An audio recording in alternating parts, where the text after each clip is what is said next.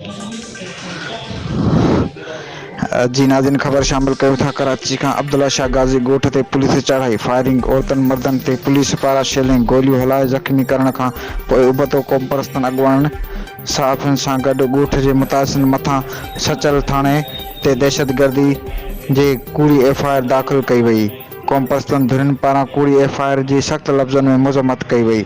अब्दुल्ला शाह गाज़ी ॻोठ ते पुलिस चढ़ाई, मर्द औरतुनि खे ज़ख़्मी करण खां पोइ पुलिस पारां SUP जे मरकज़ी अॻुवाणनि एजाज़ सामटियो, गुलाम मुस्तफ़ा चांडियो, सीनियर सहाफ़ी गुलाम मुर्तज़ा कीरियो, महबूब अब्बासी, डॉक्टर नियाज़ कालानी समेत 22 माण्हुनि ते दहशतगर्दी जी कलमनि हेठि कूड़ी FIR दाख़िल करे 150 माण्हुनि खे नामालूम ॼाणायो वियो आहे।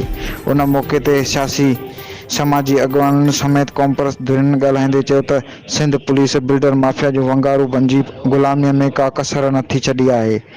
उन्हनि चयो त ही केस असां लाइ नवां कोन्हनि ऐं उन्हनि चयो त असां पंहिंजे ॻोठनि खे बचाइण लाइ हर मुमकिन कोशिश कंदासीं। हुननि चयो त हुकूमत बुखड़ाहट जो शिकार थी सहाफ़ियुनि मथां बि दहशतगर्दी जा केस दाख़िल करे रही आहे, जंहिं जी असां सख़्त लफ़्ज़नि में मज़म्मत कयूं था।